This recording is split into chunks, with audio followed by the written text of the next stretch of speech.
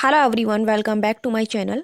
आज हम लोग टेस्ट नंबर 11 कवर करेंगे। आई होप आप सभी अच्छे होंगे। मैं थोड़ा सा लेट हूँ। लेट क्या, क्योंकि पहले मैंने बोला था कि मैं थोड़ी सी बिजी हूँ, किसी रीज़न से मैं नहीं आ पा रही हूँ, नहीं बना पा रही थी मैं वीडियोस। बट या आप लोगों की डिमांड थी कि एटलीस्ट पॉलिटी तो कंप्लीट करा ही देना आर के एग्ज़ाम से पहले। That's why I will try my best कि ये कंप्लीट हो जाए, और हो जाएगी जहाँ तक है। काफ़ी सारे टॉपिक इसके कंप्लीट हो चुके हैं। So let's start.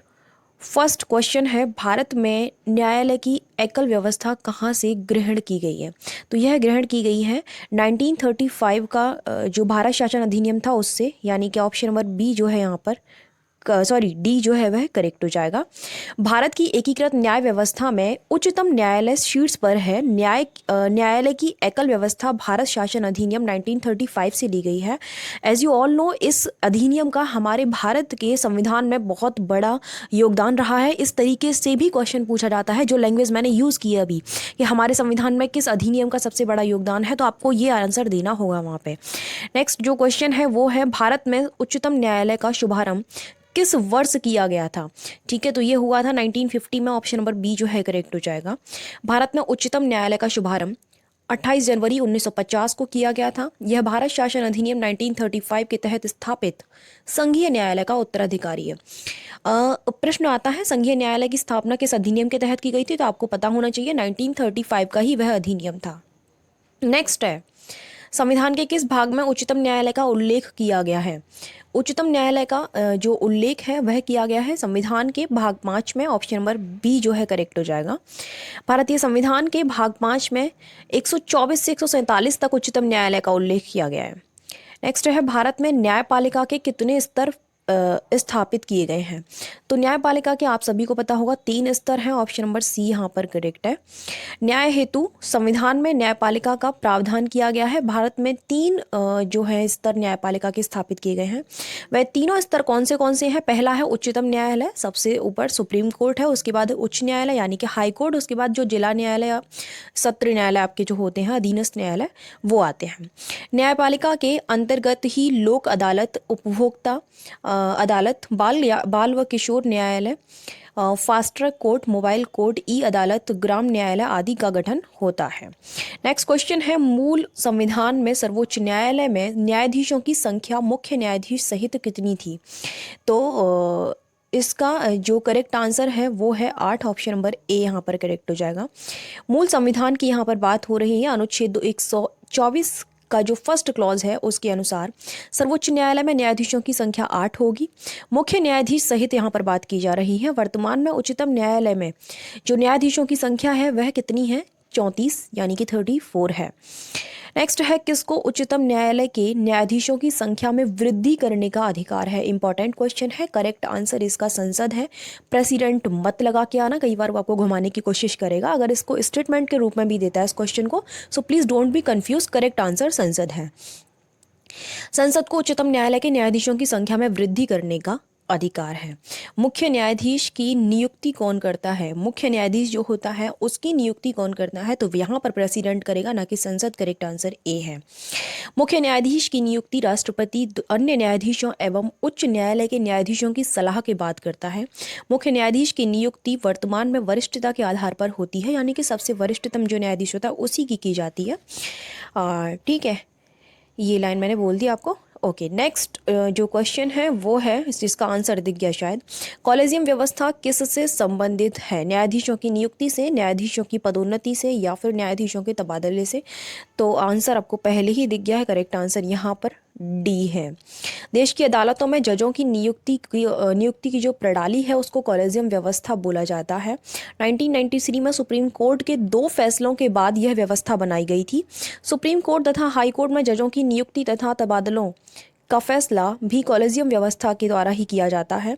High court के कौन से जज पदोन्नत होकर सुप्रीम कोर्ट जाएंगे, यह फैसला भी कौन करता है? कॉलेजियम। नेक्स्ट क्वेश्चन है, एक व्यक्ति को उच्चतम न्यायालय का न्यायाधीश बनने के लिए कम से कम कितने वर्षों तक उच्च न्यायालय में अधिवक्ता होना चाहिए? यानी कि उसकी क्वालिफिकेशन के बारे में यहाँ पर बात हो रही है।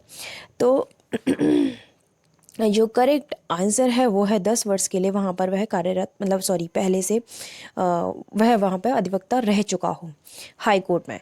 उच्चतम न्यायालय के न्यायाधीश हेतु जो अर्हताएं हैं या फिर जो योग्यताएं हैं वो ये हैं, वह भारत का नागरिक होना चाहिए, जो कि सभी के साथ है ऐसा। तो उसे कम से कम 5 वर्षों तक किसी अ, उच्च न्यायालय या फिर उत्तरोत्तर एक से अधिक न्यायालय का उत्तराधिकारी होना चाहिए। उसके अलावा उसे 10 वर्षों के लिए उच्च न्यायालय या फिर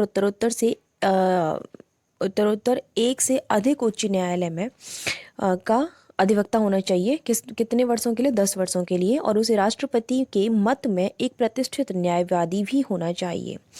नेक्स्ट है, मुख्य न्यायाधीश को किसके द्वारा शपथ दिलाई जाती है? मुख्य न्यायाधीश को जो शपथ दिलाते हैं वह प्रेसिडेंट होते हैं। करेक्ट आंसर ए हो जाएगा यहाँ पे।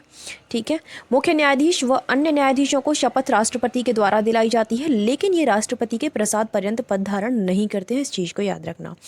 उच्चतम न्यायालय का न्यायाधीश किस वर्ष की आयु तक पद पर बना रहता है? ठीक है, तो उनकी एक आयु है, कुछ लिमिटेशंस हैं, उनकी एज के अकॉर्डिंग निर्धारित की गई हैं, वो है 65। करेक्ट आंसर है सी। उच्चतम न्यायालय का न्यायाधीश 65 वर्ष की आयु तक पद पर बना रहता है। संविधान में उसका कोई कार्यकाल निश्चित नहीं किया गया है, वह अपना त्यागपत्र राष्ट्रपति को दे सकता है। नेक्स्ट है, उच्चतम न्यायालय के न्यायाधीश को किसकी सिफारिश पर राष्ट्रपति द्वारा पद से हटाया जा सकता है? तो ये सिफारिश संसद के द्वारा होती है, आंसर है सी। उच्चतम न्यायालय के न्यायाधीश को संसद की सिफारिश पर राष्ट्रपति द्वारा पद से हटाया जा सकता है। संसद का यह आदेश विशेष बहुमत से पारित किया जाना चाहिए। उसे हटाने का आधार उसका दुर्व्यवहार या फिर सिद्ध कदाचार हो सकता है या होना चाहिए। नेक्स्ट है, उच्चतम न्यायालय के न्यायाधीशों को हटाने का प्रस्ताव यदि लोकसभा में लाया गया हो तो कम से कम कितने सदस्यों के हस्ताक्षर इस प्रस्ताव पर होने चाहिए? कम से कम उस पर 100 लोगों के हस्ताक्षर होने चाहिए, आंसर है डी। न्यायाधीशों को हटाने की प्रक्रिया किसी भी सदन में प्रारंभ की जा सकती है, याद रखना इस चीज़ को, इंपॉर्टेंट है ये फैक्ट। हटाने का प्रस्ताव यदि लोकसभा में लाया गया है सबसे पहले, तो वहाँ पर कम से कम 100 सदस्यों के द्वारा यह प्रस्ताव पारित होना चाहिए। यदि बात करें राज्यसभा की, तो वहाँ पर 50 लोगों के द्वारा वहाँ पर उस पर सिग्नेचर होने चाहिए। इसको सदन में तभी पेश किया जा सकता है। नेक्स्ट क्वेश्चन है, उच्चतम न्यायालय के न्यायाधीशों के वेतन भत्तों का निर्धारण किसके द्वारा किया जाता है? तो इनका निर्धारण संसद के द्वारा होगा, आंसर है सी। उच्चतम न्यायालय के न्यायाधीशों के वेतन भत्तों का निर्धारण संसद द्वारा किया जाता है। यह संचित निधि से दिया जाता है। संसद में इनके वेतन भत्तों पर मतदान नहीं किया जा सकता, बस चर्चा हो सकती है। नेक्स्ट है, किस अनुच्छेद में उच्चतम न्यायालय के तदर्थ न्यायाधीश के संबंध में उल्लेख है? तो यह उल्लेख है आर्टिकल 127 में, आंसर है ए। अनुच्छेद 127 में उच्चतम न्यायालय के तदर्थ न्यायाधीश के संबंध में उल्लेख है, जब सर्वोच्च न्यायालय के किसी भी सत्र को आयोजित करने या जारी रखने के लिए स्थायी न्यायाधीशों के कोरम गणपूर्ति की कमी होती है, तो भारत का मुख्य न्यायाधीश एक अस्थायी अवधि के लिए सर्वोच्च न्यायालय के तदर्थ न्यायाधीश के रूप में किसी उच्च न्यायालय के न्यायाधीश की नियुक्ति कर सकता है। नेक्स्ट है, उच्चतम न्यायालय का मुख्य न्यायाधीश किसकी पूर्ण सहमति के बाद ही तदर्थ न्यायाधीश की नियुक्ति कर सकता है? तो यह सहमति किसकी होनी चाहिए? इस पर राष्ट्रपति की, आंसर है ए। उच्चतम न्यायालय का मुख्य न्यायाधीश संबंधित उच्च न्यायालय के मुख्य न्यायाधीश के साथ परामर्श और राष्ट्रपति की पूर्ण सहमति के बाद ही तदर्थ न्यायाधीश की नियुक्ति कर सकता है। जिस न्यायाधीश को वह नियुक्त किया जाता है वहाँ पर उसे सर्वोच्च न्यायालय के न्यायाधीश के रूप में नियुक्ति के योग्य होना चाहिए, यानी कि उसके पास वही सारी योग्यताएं होनी चाहिए जो सुप्रीम कोर्ट के न्यायाधीश के लिए बताई गई थी अभी आपको ऊपर। संविधान के उच्चतम न्यायालय का स्थान कहाँ घोषित किया गया है? ये तो सभी को पता होगा। करेक्ट आंसर दिल्ली है, ऑप्शन नंबर बी। संविधान के उच्चतम न्यायालय का स्थान दिल्ली घोषित किया गया है, लेकिन मुख्य न्यायाधीश को यह अधिकार है कि उच्चतम न्यायालय का स्थान कहीं और नियुक्त करे, लेकिन ऐसा निर्णय वह राष्ट्रपति की पूर्ण अनुमति के बाद ही ले सकता है। नेक्स्ट है, किस अनुच्छेद के अनुसार भारत का मुख्य न्यायाधीश किसी भी समय उच्चतम या उच्च न्यायालय के सेवानिवृत्त न्यायाधीश से अनुरोध कर सकता है कि वह अस्थायी अवधि के लिए सर्वोच्च न्यायालय के न्यायाधीश के रूप में कार्य करे? ओके, तो वह जो अनुच्छेद है वो है 128, ऑप्शन नंबर ए करेक्ट हो जाएगा। अनुच्छेद 128 के अनुसार भारत का मुख्य न्यायाधीश किसी भी समय उच्चतम न्यायालय के सेवानिवृत्त न्यायाधीश या फिर उच्च न्यायालय के सेवानिवृत्त न्यायाधीश से अनुरोध कर सकता है कि, याद रहे यहाँ पर हाई कोर्ट और सुप्रीम कोर्ट दोनों की बात हो रही है, कि वह अस्थायी अवधि के लिए सर्वोच्च न्यायालय के न्यायाधीश के रूप में कार्य करे। ऐसा नियुक्त किए जाने वाले व्यक्ति एवं राष्ट्रपति की पूर्ण सहमति के होने पर ही किया जा सकता है। ऐसा न्यायाधीश राष्ट्रपति द्वारा निर्धारित भत्ते प्राप्त करने के योग्य होता है। वह सर्वोच्च न्यायालय के अन्य न्यायाधीशों की तरह न्याय निर्णयन शक्तियों एवं विशेषाधिकारों को प्राप्त करेगा, किंतु उच्चतम न्यायालय का न्यायाधीश नहीं माना जाएगा। नेक्स्ट यहाँ पर जो क्वेश्चन है वो है, केंद्र व एक या अधिक राज्यों के मध्य विवाद का निपटारा सर्वोच्च न्यायालय अपने किस क्षेत्राधिकार के अंतर्गत करता है? तो वह जो क्षेत्राधिकार है वह मूल क्षेत्राधिकार, आंसर है ए। मूल क्षेत्राधिकार के अंतर्गत एक संघीय न्यायालय के रूप में सर्वोच्च न्यायालय भारतीय संघ की विभिन्न इकाइयों के विवादों के बीच विवादों का फैसला करता है। यह निम्न के मध्य किसी भी विवाद का निर्णय करता है। केंद्र व एक या अधिक राज्यों के मध्य, या केंद्र एवं कोई राज्य या राज्यों का एक तरफ होना तथा एक अथवा अधिक राज्यों का दूसरी तरफ होना, या फिर दो या अधिक राज्यों के मध्य कोई विवाद हो तो उसको सॉल्व कर सकता है। नेक्स्ट है, कौन संविधान का इकलौता व्याख्याता है? तो जिसके बारे में बात हो रही है वही इकलौता व्याख्याता है, ऑप्शन नंबर बी। न्यायाधीश क्षेत्राधिकार के अंतर्गत उच्चतम न्यायालय मूल अधिकारों का गारंटर, ये प्रश्न पूछा गया है कि मूल अधिकारों का गारंटर कौन होता है। संविधान का अभिभावक, ये भी प्रश्न पूछा हुआ है। संविधान का इकलौता व्याख्याता, जो कि अभी पूछ लिया गया आपसे प्रश्न। मूल अधिकारों के हनन के संदर्भ में एक पीड़ित नागरिक सीधे सर्वोच्च न्यायालय में जा सकता है, ये भी प्रश्न पूछा हुआ है। अगर पूछा जाए किस आर्टिकल के तहत, तो 32 के तहत। ठीक है। नेक्स्ट है, कौन भारत में अपील हेतु सर्वोच्च अदालत है? अपील हेतु सर्वोच्च अदालत कौन है? तो वह है आपका उच्चतम न्यायालय। सर्वोच्च न्यायालय मुख्य रूप से अपील हेतु सर्वोच्च अदालत है और यह निचली अदालतों के निर्णयों के खिलाफ अपील सुनता है। सर्वोच्च न्यायालय सिविल तथा आपराधिक सभी तरहों के मामलों में अपील का अंतिम न्यायालय है। अंतिम न्यायालय का मतलब था क्या है कि उसका फैसला अंतिम माना जाएगा, वहाँ उसके ऊपर कोई उंगली नहीं उठा सकता। किस अनुच्छेद के तहत संविधान राष्ट्रपति को सर्वोच्च न्यायालय की राय लेने का अधिकार है? याद रहे, सिर्फ राय लेने का अधिकार है, मानने के लिए बाध्य नहीं है। करेक्ट आंसर 143 है यहाँ पे। अनुच्छेद 143 के तहत संविधान राष्ट्रपति को सर्वोच्च न्यायालय की राय लेने का अधिकार देता है। राष्ट्रपति इस सलाह को मानने के लिए बाध्य नहीं है। ये प्रश्न बहुत बार पूछा गया है कि वह बाध्य है या नहीं। किस अनुच्छेद के अनुसार उच्चतम न्यायालय की कार्यवाही एवं उसके फैसले सार्वकालिक अभिलेख व साक्ष्य के रूप में रखे जाएंगे? So correct answer is 129, option number B. अनुच्छेद 129 के अनुसार उच्चतम न्यायालय की कार्यवाही एवं उसके फैसले सार्वकालिक अभिलेख व साक्ष्य के रूप में रखे जाएंगे।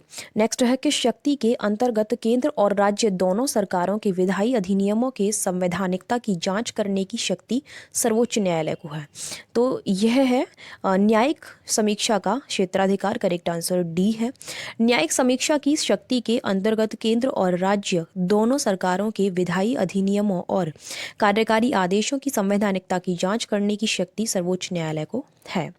नेक्स्ट क्वेश्चन है, किस अनुच्छेद के तहत उच्चतम न्यायालय को अपने स्वयं के फैसले की समीक्षा करने की शक्ति प्राप्त है? बहुत इंपॉर्टेंट क्वेश्चन है, ये कई बार पूछा गया है।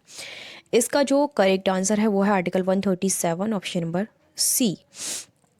आर्टिकल 137 के अनुसार उच्चतम न्यायालय अपने स्वयं के फैसले की समीक्षा करने की शक्ति है। उच्चतम न्यायालय के पास अपने स्वयं के फैसले की समीक्षा करने की शक्ति है, यानी वह अपने पूर्व के फैसले पर अडिग रहने के लिए बाध्य नहीं है। ऐसा नहीं कि उसने कोई फैसला दे दिया तो वही है, अब वो केवल उच्चतम न्यायालय ही उस पर चाहे तो वो उसको चेंज कर सकता है। नेक्स्ट जो क्वेश्चन है वह है, कौन संघ लोक सेवा आयोग के अध्यक्ष व सदस्यों के व्यवहार एवं आचरण की जांच करता है?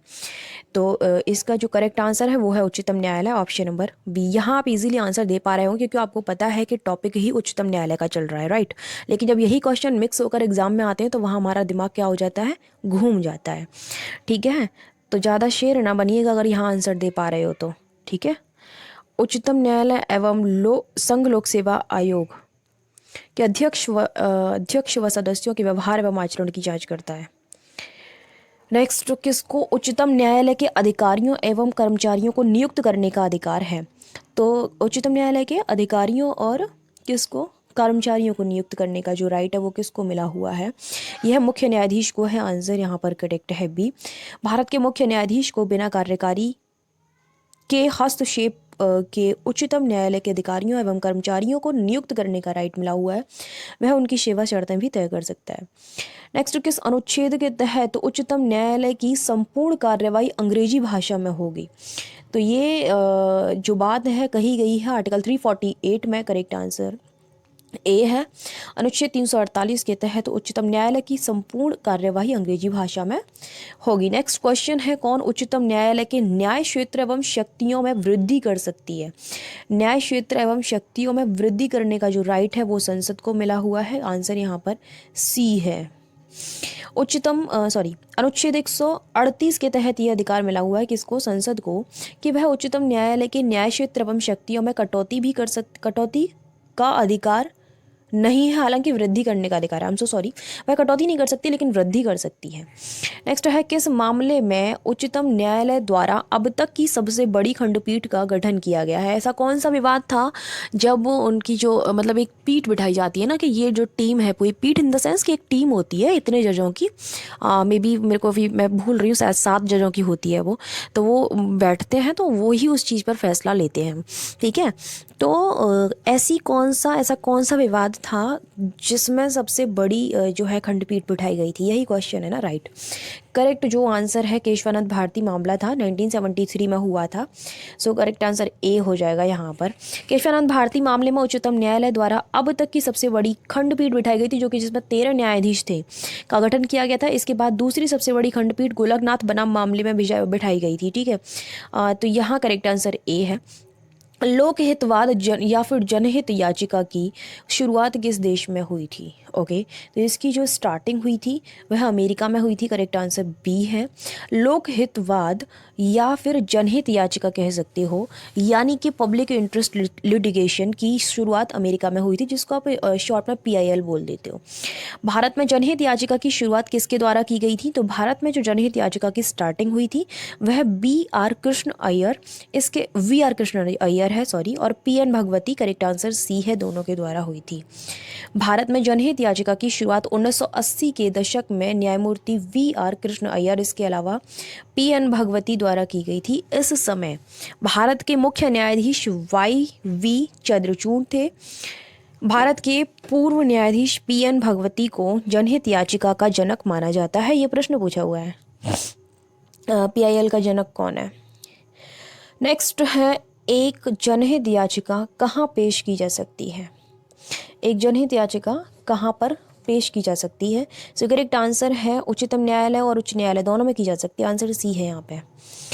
एक जनहित याचिका उच्च न्यायालय या फिर उच्चतम न्यायालय, यहाँ दोनों में पेश की जा सकती है। जनहित याचिका के अंतर्गत कोई भी जनभावना वाला व्यक्ति या सामाजिक संगठन किसी भी व्यक्ति या व्यक्तियों के समूह के अधिकार दिलाने के लिए न्यायालय जा सकता है, जो कि किसी कारणवश न्यायालय जाने में असमर्थ है। सपोज मेरी कोई प्रॉब्लम है या फिर मैं किसी भी चीज़ से मेरे राइट्स मुझे नहीं मिल पा रहे हैं, तो उसके लिए आप या फिर कोई भी वहाँ सुप्रीम कोर्ट या फिर हाई कोर्ट जा सकता है PIL के थ्रू। नेक्स्ट है, भारत में न्यायिक सक्रियता की नींव किस दशक में डाली गई थी? न्यायिक सक्रियता की नींव जो है डाली गई थी 1970 में। करेक्ट आंसर बी है। यहाँ पास में कुछ हो रहा है, अब वो साउंड आ रहा हो तो उसके लिए क्षमा चाहते हैं हम। ठीक है, वैसे हमारा क्षमा मांगने का कोई वो है तो नहीं है, हमने तो नहीं करवाया, वो पता नहीं कौन है। भारत में न्यायिक गतिशीलता की नींव 1970 के दशक में 4 न्यायमूर्तियों, जिनके नाम है VR Krishna Iyer, PN Bhagwati, O Chinnappa Reddy, इसके अलावा DA देसाई, इन्होंने डाली थी। चारों के नाम याद रख लेना, रख सको तो। नेक्स्ट है, न्यायिक सक्रियता की अवधारणा की शुरुआत कहाँ हुई थी? इसकी स्टार्टिंग हुई थी अमेरिका में। करेक्ट आंसर बी है। रिपीट हो गया क्या क्वेश्चन? आई थिंक रिपीट हो गया। 1970 में हुई थी अमेरिका से न्यायिक सक्रियता की शुरुआत। नेक्स्ट है, भारत में न्यायिक सक्रियता किससे संबंधित है? भारत की जो न्यायिक सक्रियता है जनहित याचिका से संबंधित है। करेक्ट आंसर ए हो जाएगा। भारत में न्यायिक सक्रियता जनहित याचिका से संबंधित है। न्यायिक सक्रियता का तात्पर्य नागरिकों के अधिकारों के संरक्षण हेतु व समाज में न्याय को बढ़ावा देने के लिए न्यायपालिका द्वारा आगे बढ़कर निर्णय लेने या फिर भूमिका अदा करने से है। नेक्स्ट क्वेश्चन है, कार्यपालिका द्वारा पारित किए गए आदेशों की न्यायालय द्वारा संवैधानिकता की जांच करना क्या कहलाता है? ये क्या कहलाता है, ये प्रश्न है, तो ये कहलाता है न्यायिक समीक्षा। करेक्ट आंसर है आपका सी। कार्यपालिका द्वारा पारित किए गए आदेशों की न्यायालय द्वारा संवैधानिकता की जांच करना न्यायिक समीक्षा कहलाता है। अगर ऐसे किसी आदेश से संविधान का उल्लंघन होता है तो न्यायपालिका उन्हें अमान्य घोषित कर सकती है। न्यायिक समीक्षा का उद्देश्य संविधान की सर्वोच्चता को बनाए रखना है। नेक्स्ट है, न्यायिक समीक्षा का सिद्धांत कहाँ विकसित हुआ? न्यायिक समीक्षा का सिद्धांत कहाँ विकसित हुआ था? अमेरिका में हुआ था। करेक्ट आंसर बी है। ठीक है, नेक्स्ट क्वेश्चन है, इनमें से कौन सा मामला दीवानी या फिर सिविल कानून के अंतर्गत आता है? तो यह आता है संपत्ति विवाद। आंसर है डी। दीवानी या फिर सिविल कानून कह सकते हो, इसके तहत अर्थ संबंधी मामले अर्थात जिनमें संपत्ति, क्रय विक्रय, लेन देन आदि पर विवाद शामिल होते हैं, दीवानी या फिर सिविल मामले माने जाते हैं। जबकि फौजदारी कानून के अधीन वह सब मामले आते हैं जो कि आपराधिक कृत्यों से जुड़े हुए होते हैं। उदाहरण के लिए हत्या, बलात्कार, धोखाधड़ी, मारपीट, डकैती और चोरी, ये सारी चीज़ें इसमें आती हैं फौजदारी में। नेक्स्ट क्वेश्चन है, सेवानिवृत्त होने के पश्चात सर्वोच्च न्यायालय के न्यायाधीश वकालत कर सकते हैं? कहाँ कर सकते हैं या फिर बिल्कुल भी नहीं कर सकते हैं? ओके, सो करेक्ट आंसर जो है किसी भी न्यायालय में नहीं कर सकते हैं, यहाँ पर है डी।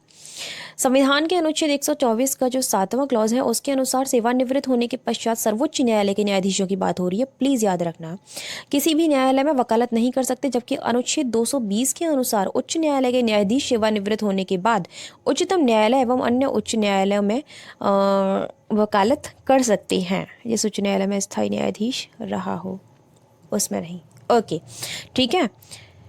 नेक्स्ट क्वेश्चन है, उसमें भी एक पाबंदी लगा दी गई है कि वैसे किसी भी उच्च न्यायालय में कर सकते हैं, लेकिन जिस उच्च न्यायालय में वह स्थायी न्यायाधीश रह रहा हो वहां पर नहीं कर सकते हैं। नेक्स्ट क्वेश्चन है, भारत के सर्वोच्च न्यायालय के कार्यवाहक मुख्य न्यायाधीश की नियुक्ति करता है, कौन करता है? पता होगा आपको। आंसर यहाँ पर सी है। अनुच्छेद 126 के तहत सर्वोच्च न्यायालय के कार्यवाहक मुख्य न्यायाधीश की नियुक्ति राष्ट्रपति द्वारा की जाती है। ऐसा तब किया जाता है जब मुख्य न्यायाधीश पदरिक्त हो अथवा वह अपने कर्तव्यों का निर्वहन करने में क्या हो, असमर्थ हो। उच्चतम न्यायालय में संविधान के निर्वचन से संबंधित मामले की सुनवाई करने के लिए न्यायाधीशों की संख्या कम से कम कितनी होनी चाहिए?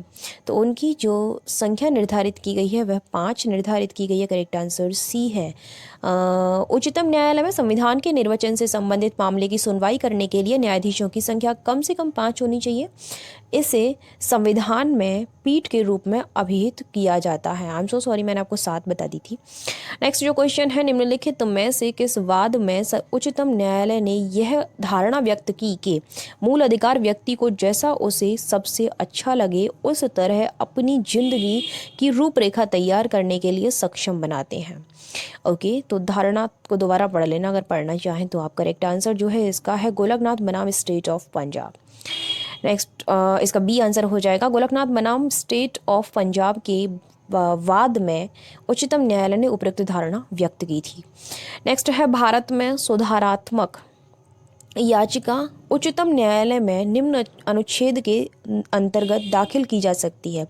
सो करेक्ट आंसर जो है 142 है। ऑप्शन नंबर सी जो है आपका करेक्ट हो जाएगा।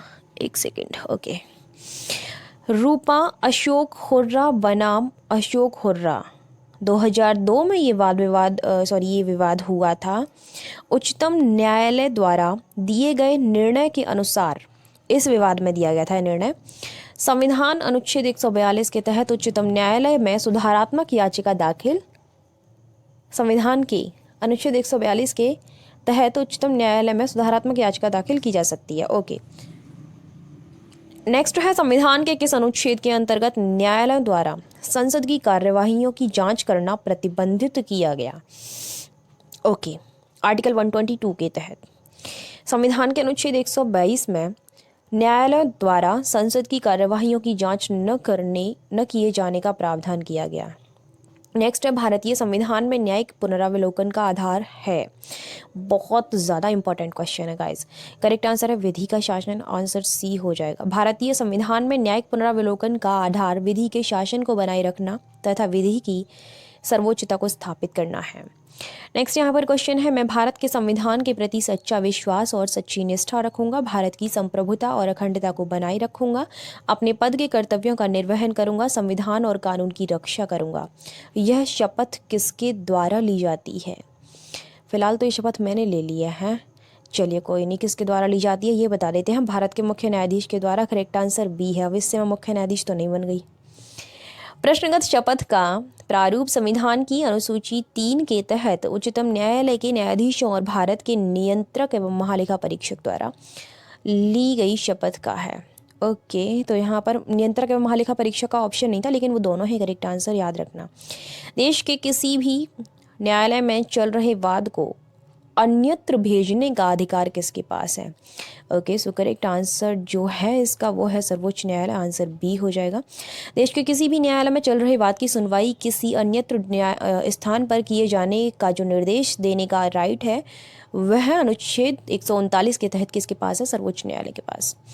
नेक्स्ट क्वेश्चन है, भारत में संविधान की मूल संरचना या फिर बुनियादी ढांचा के सिद्धांत का स्रोत क्या है? ओके, सो जो इसका सिद्धांत का जो स्रोत है वह है न्यायिक व्याख्या, यानी कि उसी के थ्रू तो हमें पता चलेगा कि क्या मूल ढांचा है भाई। जब तक हमें कोई बताएगा नहीं सुप्रीम कोर्ट से तभी तो पता चलेगा। हाँ, केशवानंद भारती बनाम भारत संघ के वाद में न्यायमूर्ति सीकरी ने संविधान की मूल संरचना या फिर बुनियादी ढांचा, आप उसे कह सकते हो, के सिद्धांत की व्याख्या की थी, जिसका अनुमोदन मिनर्वा मिल्स मामले में भी किया गया था। अतः स्पष्ट है कि उपयुक्त सिद्धांत का स्रोत न्यायिक व्याख्या होगा। नेक्स्ट क्वेश्चन है, उच्चतम न्यायालय ने निम्नलिखित में से किस मामले में पाया कि केंद्रीय अन्वेषण शाखा एक पिंजराबंद तोता है? ये जो करेक्ट आंसर है कोयला आवंटन घोटाला वाद है। आंसर है डी। उच्चतम न्यायालय ने कोयला आवंटन घोटाला वाद की सुनवाई के दौरान सीबीआई को पिंजराबंद तोता की संज्ञा दी थी। तो करेक्ट आंसर जो है यहाँ पर डी हो जाएगा। ओके, सो केंद्रीय अन्वेषण ब्यूरो के क्या है मतलब शाखा जो है, इंग्लिश में आधा अंधा हिंदी में बोल दिया मैंने, सीबीआई जो है वो आपकी, ठीक है। तो अभी ये हो गया है कंप्लीट। सो ये क्या है पीडीएफ की, और आप लोगों को नीड है तो साइट का लिंक वैसे तो दे रखा है इसके नीचे, नहीं तो आप इस पर सीधा सा व्हाट्सएप कर देना, आपको पता चल जाएगा किस तरीके से टेस्ट सीरीज़ लेनी है। बाकी thank you so much for watching my video. मिलते हैं नेक्स्ट वीडियो में, आप कंटिन्यू रहेगा। इस बार कोई वो नहीं है, मैं झूठ तो नहीं बोल रही हूँ, पिछली बार भी झूठ थोड़ी बोला था, मैं बोल के गई थी कि इस बार भी मतलब कंटिन्यू नहीं हो पाएगा अभी कुछ दिनों के लिए। Okay, so thank you so much, ख्याल रखिए आप अपना भी और दूसरों का भी।